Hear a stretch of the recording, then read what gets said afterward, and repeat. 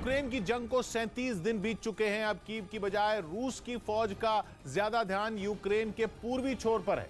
Azov सागर की सीमा पर बसा यूक्रेन का शहर मारियोपोल अब खंडहर में तब्दील हो चुका है, लेकिन अब भी यह फैसला नहीं हो पाया है कि मारियोपोल किसकी मुट्ठी में है।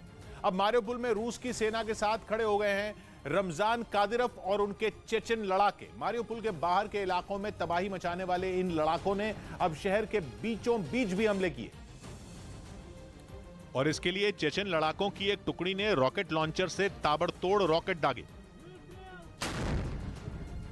हमले से पहले रमजान कादिरोव के ये लड़ाके मारियोपोल के एक इलाके में जमा हुए। थोड़ी देर तक वहां आसपास की जगह का जायजा लेने के बाद उन्होंने हमले की तैयारी शुरू कर दी। इसके लिए लकड़ी के एक बड़े बक्से से कई रॉकेट निकालकर सड़क पर रख दिए गए। वहीं दूसरी तरफ एक चेचन लड़ाका रॉकेट लॉन्चर को तैयार करता दिखा। इसके बाद दो लोगों ने रॉकेट लॉन्चर को उठाया और टारगेट की तरफ ले गए। वहां पहले दूरबीन से निशाने को देखा गया और फिर रॉकेट को लोड करके दाग दिया गया। इसी तरह चेचन लड़ाकों ने एक के बाद एक कई रॉकेट निशाने की तरफ छोड़े। मारियोपोल में चेचन लड़ाकों के इस भीषण हमले के बीच यूक्रेन ने उनका मजाक उड़ाते हुए एक वीडियो जारी किया, जिसमें यह दावा किया गया कि कादिरोव के खूंखार लड़ाकों ने मशहूर होने के लिए कई इलाकों में नकली हमले किए और उसका वीडियो बनाया। यानी उन्होंने उस वक्त भी फायरिंग की जब उनके सामने कोई दुश्मन ही नहीं था। और ऐसा ही एक वीडियो जारी करके यूक्रेन ने कादिरोव के जवानों का मजाक उड़ाया। इस वीडियो में 3 चेचन लड़ाके एक सड़क पर खड़े होकर जोरदार फायरिंग करते नजर आए।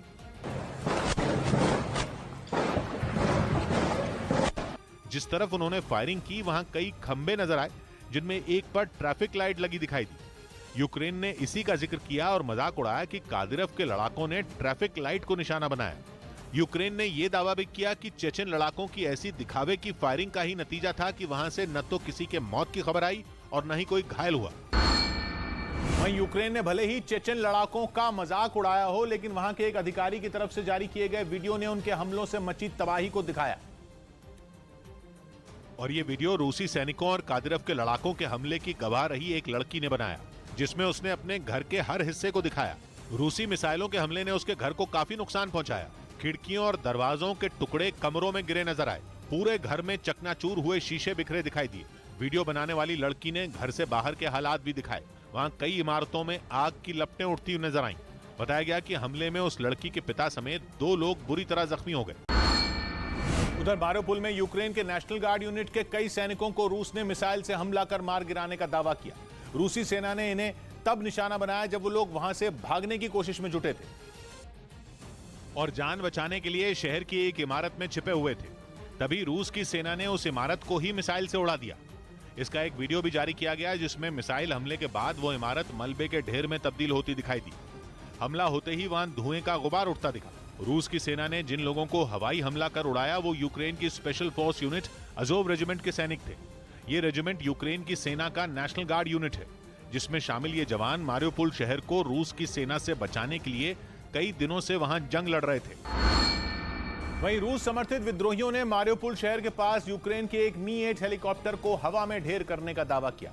उसकी तरफ से सबूत के तौर पर एक वीडियो भी जारी किया गया, जिसमें एक मैदान में चारों तरफ हेलीकॉप्टर का मलबा बिखरा दिखाई दिया। खबर है कि यह हेलीकॉप्टर विद्रोहियों वाले इलाके की ओर बढ़ रहा था और हमले की फिराक में था, लेकिन तभी इसे मार गिराया गया।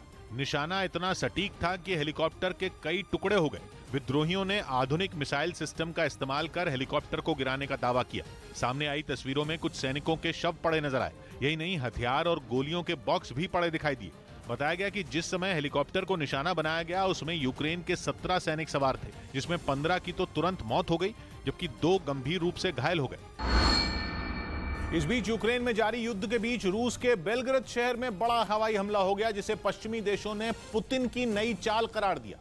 इस हमले में वहां तेल का एक बड़ा डिपो तबाह हो गया और इसका वीडियो भी खुद रूस ने ही जारी किया, जिसमें हवाई हमले के बाद तेल डिपो आग की भीषण लपटों में घिरा दिखाई दिया। वहां लगी आग इतनी भयानक थी कि उसकी लपटें कई किलोमीटर दूर से भी साफ दिखाई पड़ रही थी और उसकी तेज रोशनी ने लोगों की आंखें चौंधिया दी। यही नहीं, उससे निकल रहा काला धुआं पूरे इलाके में फैलता नजर आया और जैसे जैसे वक्त बीतता गया तेल डिपो में लगी आग और भी भयानक होती गई। देखते ही देखते वहां मौजूद तेल के 8 बड़े बड़े टैंक इसकी चपेट में आ गए।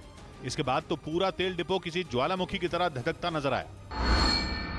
और रूस ने आरोप लगाया कि यूक्रेन की सेना के हेलीकॉप्टरों ने उसकी सीमा में घुसकर इस हमले को अंजाम दिया। हालांकि पश्चिमी देशों ने इस हमले को पुतिन का फॉल्स फ्लैग अटैक बता दिया, मतलब ऐसी कार्रवाई जिसके जरिए कोई देश जानबूझकर अपनी ही संपत्ति या लोगों को नुकसान पहुंचाता है।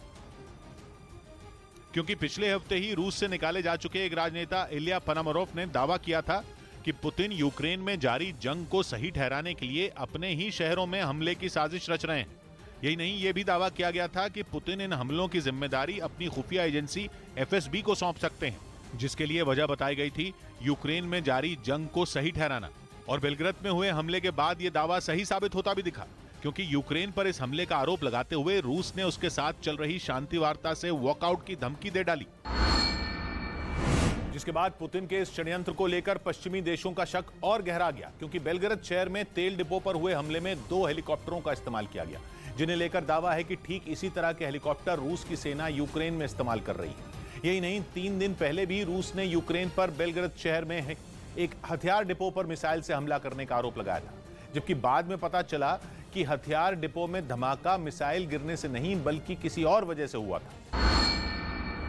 इसके बावजूद रूस इस बात पर अड़ा है कि उसके तेल डिपो को यूक्रेन की सेना ने निशाना बनाया। हालांकि यूक्रेन की ओर से इस हमले की पुष्टि नहीं की गई, लेकिन रूस ने जो वीडियो जारी किया उसमें कुछ ही सेकंड के अंदर 2 रॉकेट तेल डिपो की ओर बढ़ते दिखाई दिए, जिनके गिरते ही तेल डिपो में धमाका होता दिखाई दिया और फिर वहां से आग का एक बड़ा बवंडर उठना शुरू हो गया। यही नहीं, इस हमले के ठीक बाद वहां बेहद कम ऊंचाई पर 2 हेलीकॉप्टर भी उड़ान भरते नजर आए।